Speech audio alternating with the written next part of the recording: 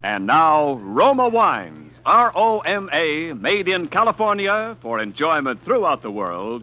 Roma Wines present Suspense. Tonight, Roma Wines bring you Mr. Jack Carson as star of Easy Money, a suspense play produced, edited, and directed for Roma Wines by William Spear.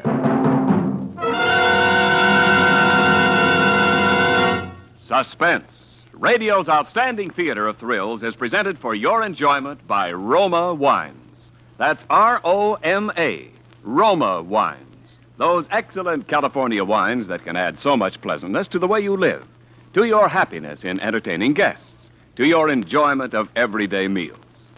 Yes, right now, a glassful would be very pleasant as Roma Wines bring you Jack Carson in a remarkable tale of Suspense.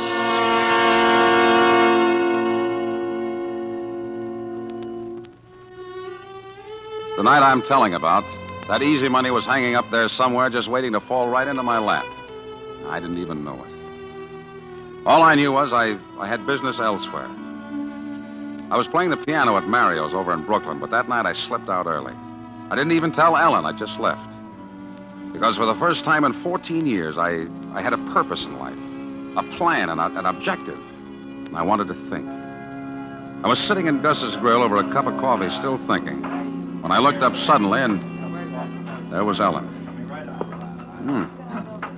Where'd you come from? I followed you. I think I'll have something to eat, too. Girl can sure work up an appetite chasing a man. Look, go away, will you? I'm depressed. That's all the more reason you need me, darling. The food here is terrible. Some of Gus's customers have to be treated for shock. Let's go somewhere else. This is the only place where my credit's still good. I stopped at your rooming house yesterday. Somebody said you had to move. If you need money, Paul, why didn't you tell me? Because I'm through taking money from you. You're only borrowing it. Look, this is a terrible blow to my pride, darling, but for the 10th time, will you marry me? Nope. Why not? It'd make me terribly happy. You'd be happy for a month and miserable for the rest of your life. Is this a kind way of telling me that you don't love me? You're never out of my mind. Why, just walking in the street, I get lonely for you. Then marry me, Paul. I'd be good for you. I'd always be nagging you and driving you to work harder and get someplace. I'm just exactly where I belong, mauling a piano at Mario's for those lecherous leg breakers. Oh, I know better. You know, a couple of times I was there when you stayed after closing. And you thought you were all alone. I heard you playing. How did you ever get like this? You're imagining things. Well, you never tell me anything about yourself. Paul. When I stopped at your room yesterday, I saw something on the floor that kind of puzzled me. You did? Uh-huh. A page torn out of last week's Destiny magazine. What's so puzzling about that? It was all carefully folded. It looked like something you'd been carrying in your pocket. I thought maybe you dropped it, so I brought it along. What would I want that for? I don't know. It's just a full-page ad about the diary of Martha Lathrop that's starting next week. It says, after 10 years abroad, Martha Lathrop has just come back to America. Her authoritative books have opened the secret doors of politics. Her keen mind has alerted America on world affairs and punctured the stuffed shirts of important men. Now read the sensational story behind all her stories. Extraordinary woman. Yeah. Oh, well. You didn't answer my question yet. Which question? The only one that really interests a woman. Are you going to marry me? I'm already married. You're married? That happens to men, you know. Oh, why didn't you ever tell me, Paul? Well, because it's something that happened a long time ago. It's 14 years since I last saw her. 14 years? And you never did anything about it? Well, there was nothing I could do until now. Until Martha came back to this country. Martha? You mean this woman in Yeah, she's my wife. Martha Lathrop? Your wife? I'm going to see her tonight. But why? In all these years, why didn't you ever... Because sometimes marriage really seems to mean what it says. Till death do us part.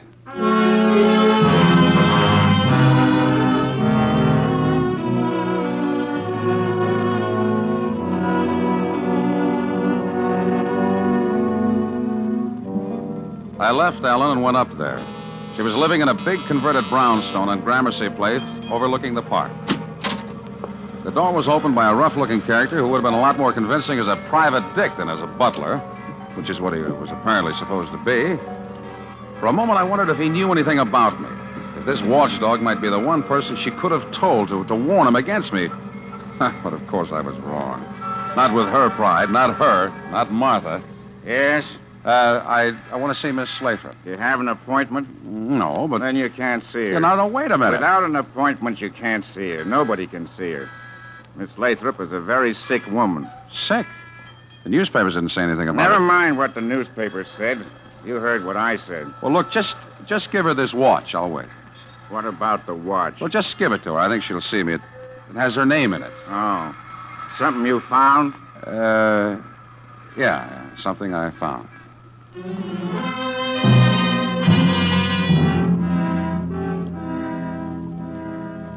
He took the watch and went upstairs. I knew the watch would work because Martha herself had given it to me as a wedding present. I knew exactly how it would work, up to a point. And if she still wouldn't give me what I wanted, I was ready for that, too. But there was something about the whole setup that I didn't get. The house itself, dark and somber as a prison. The pug-ugly butler. The part about her being sick. It didn't fit. It just didn't fit with what I knew about Martha Lathrop. I sat down in the living room to wait. It almost jumped out of my skin. It was a big bird like a parrot, a macaw or macaw, whatever it's called, peering at me through the bars of a cage. I remembered now reading about how some big game hunter had given it to her. It was big and bright-colored and mean-looking, with a green stripe between its eyes, which gave a really quite startling impression that the thing was wearing spectacles. I was still staring at it when I turned and I saw Martha. For the first time in 14 years. She was pale, thinner than I remembered, but with the same hard, intense blue eyes, the same air of cold condescension, but it was something else. Suddenly I knew what it was. It was fear. A look of hidden fear that was almost shocking to me, who had always known Martha as utterly, even cruelly fearless. I was in for another shock. She didn't speak to me. She spoke to the butler. Robert, have you searched him? Not yet, Miss Lathrop. Please do. Turn around. Hey, what's the idea? I said turn around. Well, he's all right, Miss Lathrop. Very well. You may go now, Robert. Yes, Miss Lathrop. May I ask what that was all about? I've had some very trying experiences since I last saw you, Paul. You must have if you have to search all the callers for concealed weapons. What are you afraid of, Martha? I'd rather not discuss it if you don't mind. What do you want? You're not exactly overjoyed to see me, are you? I said, what do you want? Well, I read about your diary. I came to congratulate you. Then congratulate me and get out. Look, Martha, that bird seems to be as bad-tempered as you are. Can you keep him out of this conversation? This conversation is over. Not my end of it, no. What did you come here for? Money? Because the answer's no. No, not this time. This time I want something money can't buy. One of the very few things it can't. What's that? To be free, Martha. Why? So that I can marry again. Did I happen to say something funny? I suppose to some people love isn't funny, is it? Wasn't to me when I married you. That was the one bad miscalculation I made in my life. I know. I knew that first time you went to Paris for a newspaper, I'd never see you again. You said going away would only be temporary, but as the French say, there's nothing so permanent as the temporary. Why didn't you get a divorce then? Why didn't you think then that someday you might want to marry again? After my experience with you? My dear Martha, what I thought of women after that isn't fit language even for your ears. But you weren't above taking money from a woman, were you? You weren't above forging checks with my name, were you? I needed it. And I knew your vanity. That was my temptation and my safety. That you couldn't bear to look ridiculous by admitting that you had a no-good bum of a husband. We made our bargain. I could have sent you to jail. I still can't remember that. Now, why didn't you divorce me? Because you didn't want me, but you couldn't bear the thought that I might be completely free of you. That's ridiculous. Someone once said that we kill the thing we love. Are you trying to say I still love you? You? Oh, maybe in a twisted sort of a way. Because mine was the only love you ever really had. Maybe somewhere deep in your mind you're trying to keep the bleached bones of it. I'm not completely mad. I wonder, Martha. I've always wondered. Get out of here! Without an answer, without my freedom? The answer's no. Never, do you hear? Never. Now, get out. All right, Martha. But never is a long, long time.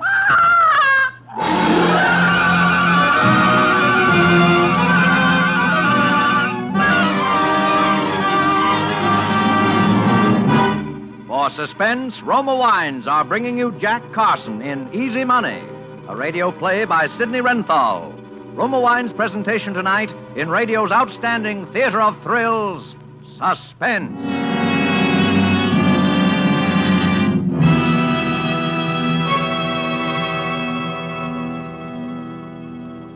Between the acts of Suspense, this is Ken Niles for Roma Wines.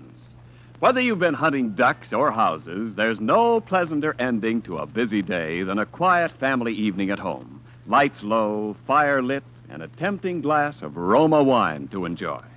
For Roma California Sherry, Port, or Muscatel add mellowness to any occasion. And better tasting Roma wines are sure to please, because more Americans enjoy Roma than any other wine. To give you better tasting wine, Roma starts with California's choicest grapes.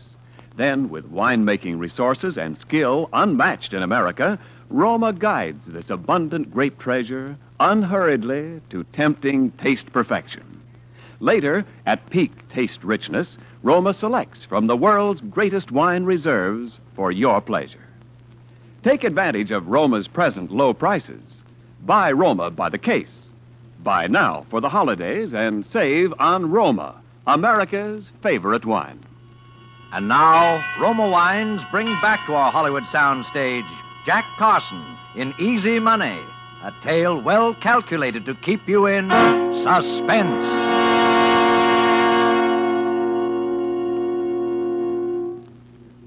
So, Martha wouldn't give me a divorce. All right, I could have stood that. But that business about sending me to jail, that was different. And I knew my Martha. And I knew that now that she was back from Europe and could do it, she still hated me enough so that someday she'd yield to the temptation and would do it. Yeah, but that was all right, too. Martha wanted to play that way. I was ready. I was way ahead of her. In a place like Mario's, the customers we have, you can get a hold of almost anything you want if you know who to ask. So the first thing I got was nitrazine because it was the easiest and one of the deadliest. And the next was a bunch of keys, passkeys. And that was all I needed. So the next night after I left Mario's, I just waited out in the park across the street. I was prepared to wait there every night for a week if I had to. But it was less than an hour. A taxi drove up in front of the house. A well-dressed, well-heeled-looking gent got out and went in. The taxi waited. In about 10 minutes, he came out again with Martha, and they drove off. A little time after that, the butler left. I walked across the street. And the third key I tried let me in the door.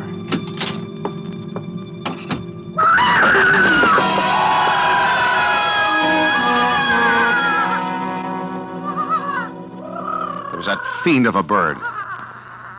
But it only stopped me for a minute. I won't say I wasn't nervous. I guess anybody's nervous when they're about to commit a murder. But I hadn't any reason to be, I kept telling myself. Who was going to pin it on me? As far as anybody who knew Martha was concerned, I didn't even exist. Well, I went upstairs and found her bedroom. And on the bedside table, I found the bottle of sleeping pills, just as I expected. She'd always used them, and she was the type that always would. Very carefully, I took each little capsule apart and emptied its contents down the wash basin in the bathroom. Then I filled each one up again with nitrazine, enough to kill a horse. I was down at the bottom of the stairs again when a light went on in the vestibule. She was coming back. I had just time to slip behind one of the heavy curtains in the living room, but that was all. But Martha, to suspect me of all people... Please, not. I would rather not discuss it. Martha, you must realize that these obsessions are symptoms of a sick mind. I said I would rather not discuss it. Good night. She'd had a quarrel with someone. That was good. Now I knew she'd take the sleeping pills. She went directly upstairs. I waited. 5 minutes later, the butler came in. But he went straight on to his own quarters somewhere in the back of the house. So I waited some more. It seemed like hours, but I suppose it was only a few minutes. I wondered if she'd taken the sleeping pills yet. I wondered if I'd hear her when she fell. Finally, I didn't dare wait any longer.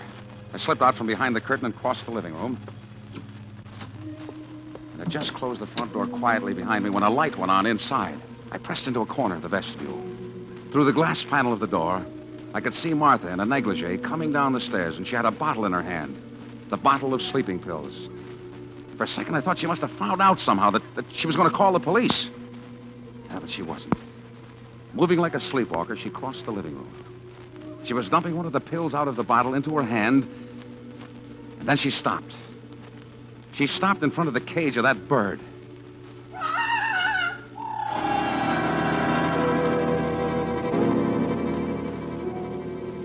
Suddenly, I saw the whole thing. The tough butler who said she was sick and searched people for weapons, the fear behind her eyes, the man she just quarreled with about obsessions and symptoms of a sick mind. Martha was insane. I watched while she took the sleeping pill in her fingers and held it through the bars of the cage for the bird. I saw the bird grab it in his beak, but I didn't wait for the rest. Softly as I could, I opened the outer door and went down to the street. Martha was insane. And because she was insane, because she thought people were trying to kill her, I couldn't kill her. Nobody could ever kill her.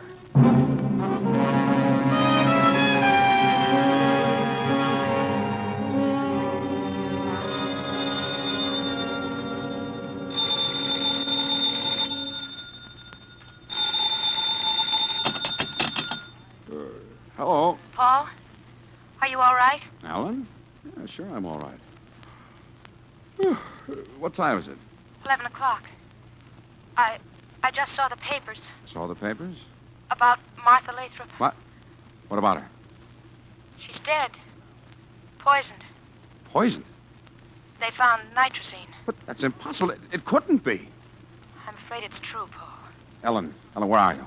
At Gus's. Wait there.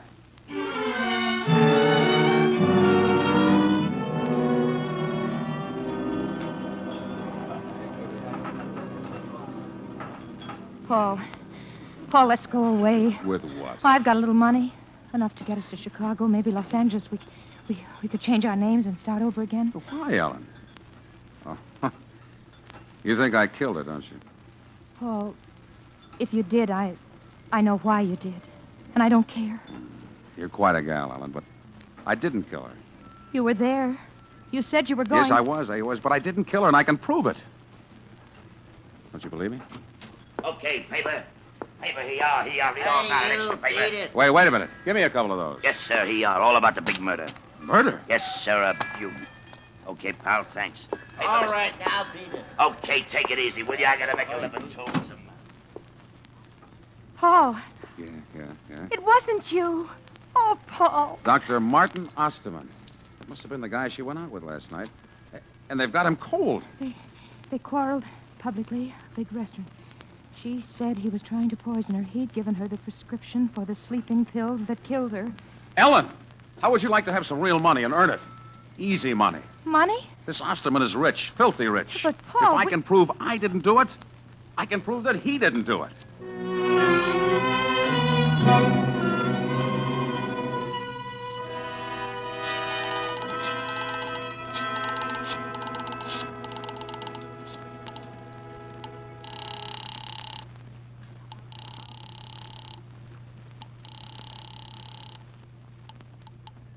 Harrison, Winters, and Forbes. Which one is handling the Osterman case? Why, I'll give you Mr. Harrison.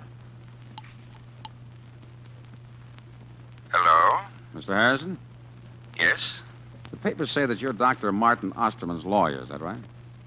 Well, yes, that's right. Who is this? Your client's in a pretty bad way, isn't he? Look here, I'm not in the habit of speaking over the phone to people You'll that I... speak to me, because I can prove he's innocent. You can what? That's what I said. I can prove it.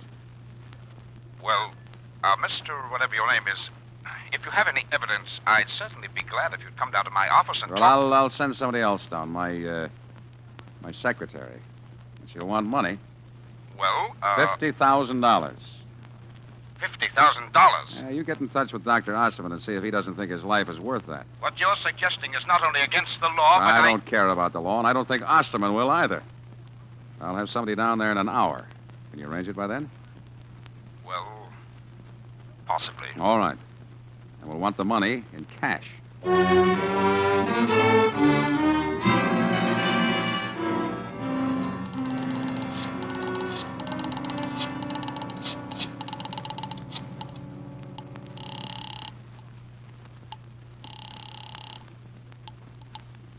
Harrison, Winters, and Forbes. There's a young lady waiting for this call in Mr. Harrison's office. I want to speak to her. Oh, yes. Hello? Paul, Ellen. Have they given you the money? Yes. Did you count it? Yes? All right, put Harrison on, and then start for Grand Central Station. All right, Paul. He wants to talk to you. Thank you. Hello? Mr. Harrison? Yes. All right, here's the dope. Martha Lathrop was not murdered. She committed suicide. What? Suicide? And here's the proof. She was suffering from delusions. She thought people were trying to kill her, poison her, and so on. Dr. Osman confirms that, of course. Yes, he... What he doesn't know is that it had gone so far she was trying out things she ate on that big parrot she had. The macaw? Yeah, the butler will confirm that. Anyway, she tried out those sleeping pills on the bird before she took them. And you'll find a dead bird in the house to confirm that. Good heavens. So she knew those pills were poison before she took them. Martha Lathrop killed herself.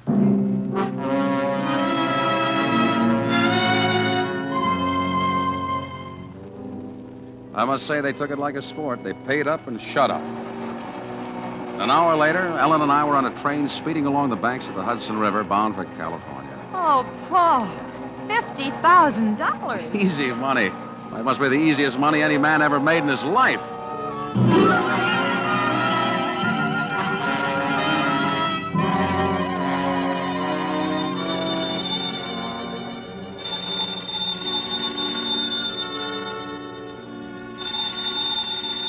Must have been about 2 weeks after we got to California that I got the phone call.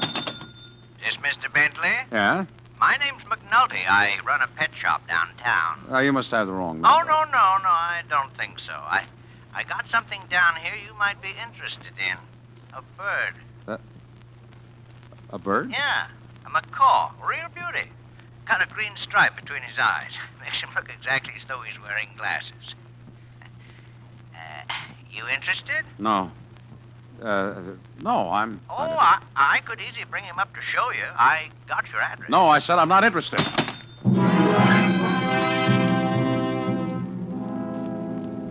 That night, I told Helen I'd found bugs in the place, so we moved. 2 nights later, I was alone, and there was a knock on the door.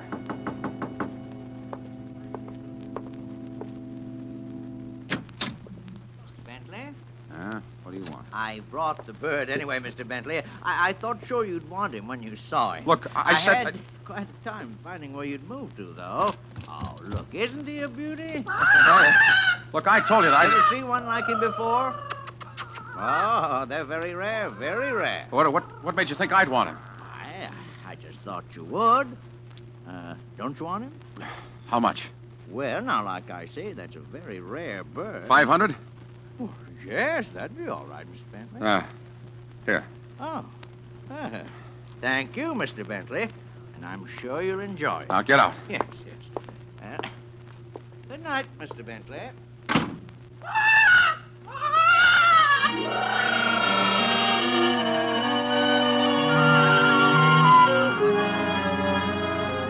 There could be no doubt about it. It was the same bird. I opened the cage and roughed his feathers to see if the markings might have been painted on.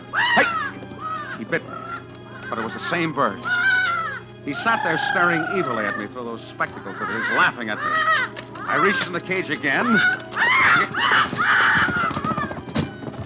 and wrang his neck.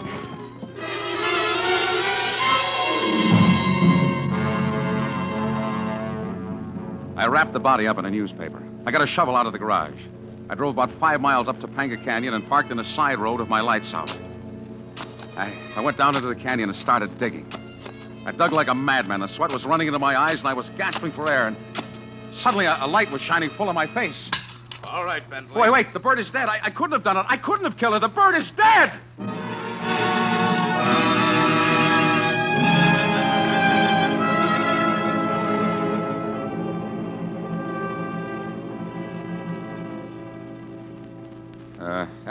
Ellen had nothing to do with it. She thought I was innocent all along. Okay, we got nothing against her. But the bird, Well, Bentley, that was what you might call psychological warfare. We knew you were guilty, though, when you bought it. I mean, the poison. Oh, we found poison, all right. Still traces on its beak and claws when we got there. But there was one thing we couldn't understand for quite a while. Dr. Ditmars of the Bronx Zoo finally tipped us off. But if Martha took the poison, I saw her give it to that bird. I saw the bird gobble it up. Why didn't it die? Yeah. You see, with this nitrazine, some birds can take that stuff by the spoonful, and it won't even faze them. You just picked the wrong kind of poison. And the wrong kind of bird.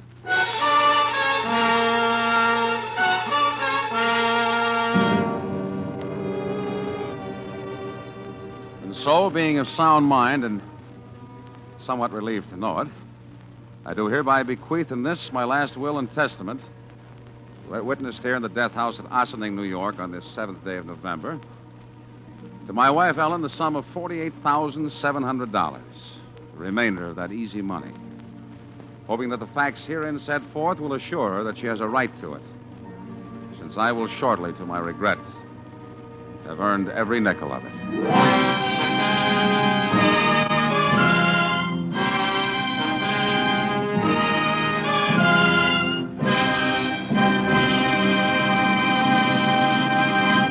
Suspense.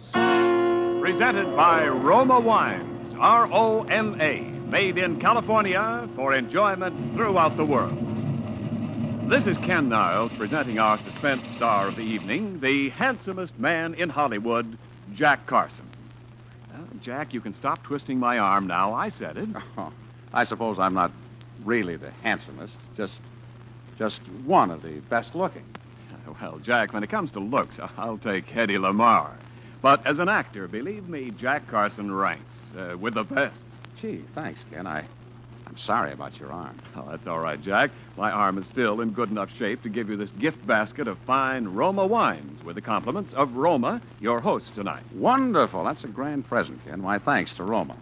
So you folks really make me feel at home. Well, Roma wine has a way of doing that, Jack. That's why your Roma gift basket includes Roma California Sherry. When friends drop in, share with them golden amber, fragrant Roma Sherry. Roma Sherry's tempting nut-like taste is the favorite of hosts and guests for afternoon or evening entertaining. And millions enjoy Roma Sherry daily as the perfect first call to dinner. I'll buy that, Ken. And, Jack, because Roma and only Roma selects from the world's greatest reserves of fine wines, Roma Sherry, like all Roma wines, is better tasting every time. Yes, no other vintner selects for your pleasure from so vast a treasure of good taste. No other vintner can equal Roma in winemaking skills and resources. No wonder more Americans enjoy Roma than any other wine. Makes sense to me, Ken. Well, I must be going. Thanks for everything, and sincerely, it's been a stimulating and exciting experience tonight for me. I never miss Suspense, and I've been looking forward to my appearance here for a long time. I hope you'll have me back again. Well, thank you, Jack.